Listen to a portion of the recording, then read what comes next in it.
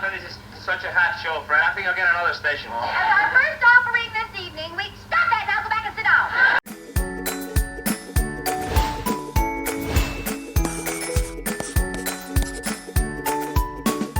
Hello, it's Jeffrey with Real Nifty Vintage, and I'm back with another haul video. This time around, I have a table full of Franciscan Ivy. I know. So this is the third video I think I've done on Franciscan Ivy and just buying it and reselling it. This time, however, it's more of a cautionary tale. So I will get into that in just a bit, but you'll also learn a little bit more about Franciscan Ivy. I acquired some facts, so it makes it a little bit more interesting than just saying, look at this one. But anyways, let's take a look. And so I purchased all of this Franciscan Ivy except for the stuff right here in the middle. I already had that. I try to remove it for my hauls, but I just like looking at it. So here we have in the middle part of my collection, and it is basically an oval dish, a teapot, salt and pepper, sugar, creamer. So that's part of what I have, and then I've got other pieces set aside. But I purchased all of the stuff around it here for $100. Now, at first glance, that sounds like a really great deal, but over half of this is unusable, and I'm going to show you what's unusable about it in just a bit. But we're going to start over here in the good area. So what I do have, and I did pay $100 for this. I drove an hour there and an hour back.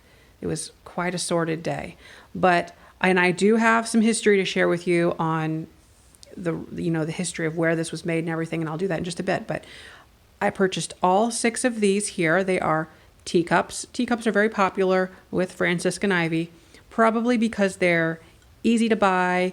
They're very synonymous with I Love Lucy, just like all of this is. But teacups are a favorite of collectors, and I do have the cups here. So there are 6 teacups, 6 saucers, and then I have additional saucers over here. So I'll put those saucers to the side. Each one of these, so a cup saucer, sells for about $10 a piece. I'm going to put them on my Etsy store. I already have photographs taken, so I just had to update my quantities. So I actually already did that.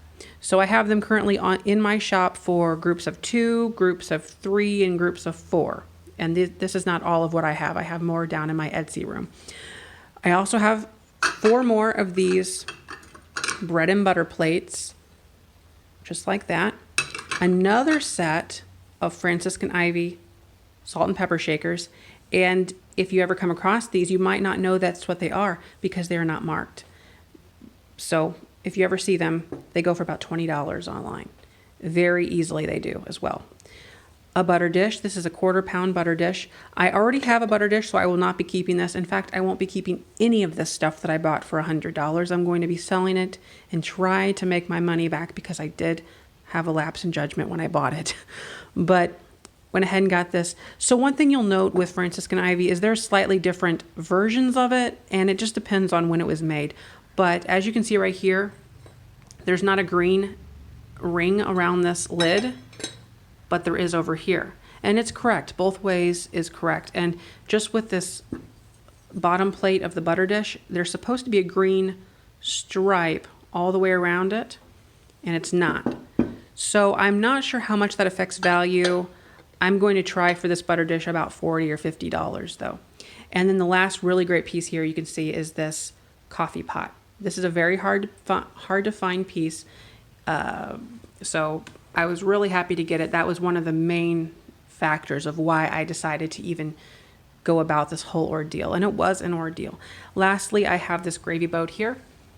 And over here, there's another gravy boat. So I thought it was odd whenever I was there to pick everything up that there were 2 gravy boats. But the reason that there's 2 is one's actually broke. So this here goes for about $15, $15, maybe $20 on a really good day. As far as the back stamps are concerned, you're going to find different back stamps with Franciscan Ivy as you would with, I think, most any dishware out there. But this is the Interpay. Actually, this one in particular says Gladding, McBean & Co. right on the top there. Franciscan Ivy started in 1948 by Gladding and McBean Company in California. That's the pieces that are most desirable. It later moved to England, so I would stay away from those. The pattern is slightly different. Notice Gladding, McBean & Co. Now I'm going to find over here on a saucer, this one. It says Interpace on the top, right there on the top, Interpace. There's also this one. It's kind of the arched logo. All right, so as far as the history is concerned, I'm going to try my best to do this, and then I'm going to show you the duds over here. So Gladding and McBean, like I said, this pattern started in 1948, and then in 1962 it merged with Interpace. Interpace stands for International Pipe and Ceramics. And then in 1971, Wedgwood actually acquired the Franciscan division, and that includes other patterns such as Desert Rose and Apples. Those are the other really popular patterns, among others. There was a few others. And then in 1984, the California plant closed, and it moved over to Johnson Brothers in England. And then in 1986, Waterford Glass Group actually purchased Wedgwood, and that became Waterford Wedgwood. And then in 2009, KPS Capital Partners acquired Wedgwood, that's a tongue twister, Holdings. And then so they started at that point moving their factories and all of that overseas to Asia to cut costs. And then lastly, 2015, a company called Fiskars, it was a Finnish company. They bought 100% of Waterford Wedgwood Holdings, and under that name includes Waterford, Wedgwood, Royal Doulton, Royal Albert, and Rogaska Crystal, among others that have been kind of folded in as time progressed too. So there's quite a lot of history that's sort of, I guess gone in a way. So back to this stuff, and I'm going to show you right here. This is actually the English stuff that was made later, and yeah, completely different logo, and it's called Ivy 2, Roman numeral 2. This was made in 2000 in this case, and it says right there, Johnson Brothers, made in England, Franciscan. So you can tell just by looking at it some slight differences in the leaf. This is more of a chunkier looking leaf without the detail as this one does. There's also no lines, leaf lines that's raised. Traditional ivy has these textured leaves. They are textured and you can feel them. So these plates here, this is the wide rim soup bowl. From the photo on Facebook where I purchased this, I had no clue that there was a mixture of things here. Now I did know that that one over there, that's a teapot, that was Waterford. That was the English version because of this handle. Very easy to tell on that. Here's what it's supposed to look like. But I did not realize this because from a distance, you really can't tell. Same thing with these two cups right here. These are also the English version. At first glance, you probably wouldn't tell, even the logo on the bottom. But they are not right. And here is one of the saucers. You can tell that. Whenever you put them next to each other, you can tell. But they were in a stack. So these are basically useless. There's not really a market for them. These, I'll be lucky to sell them for $5 a bowl. If these were the real deal, the original stuff, they go for about $15 to $20 for one bowl. So that's sort of a downer.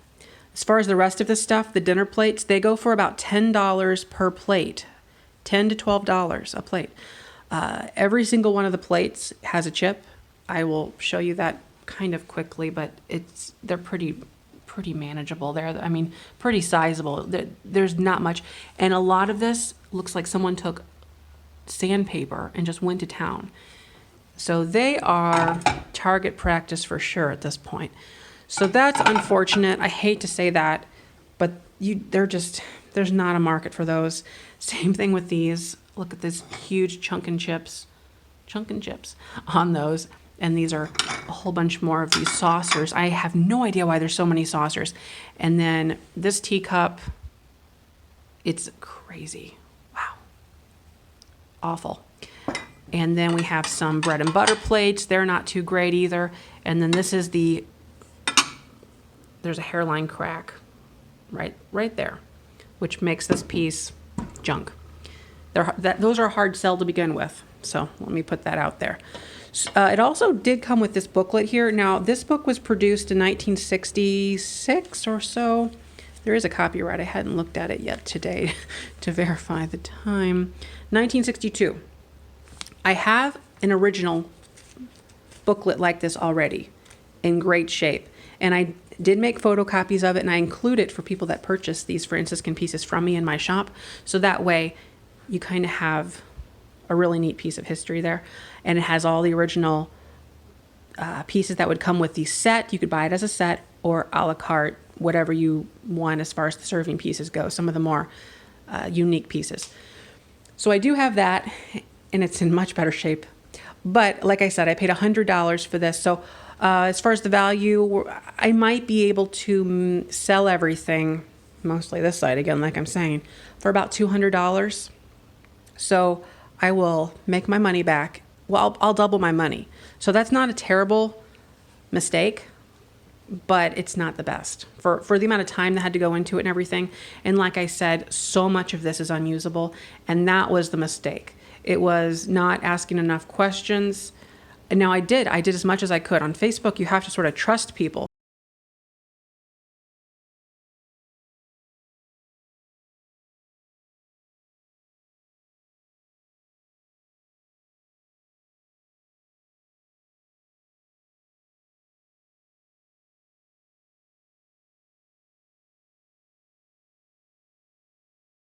If I am sitting here asking you about utensil marks, don't you think I would be even more concerned about giant chips on every single plate? Yeah, certainly would.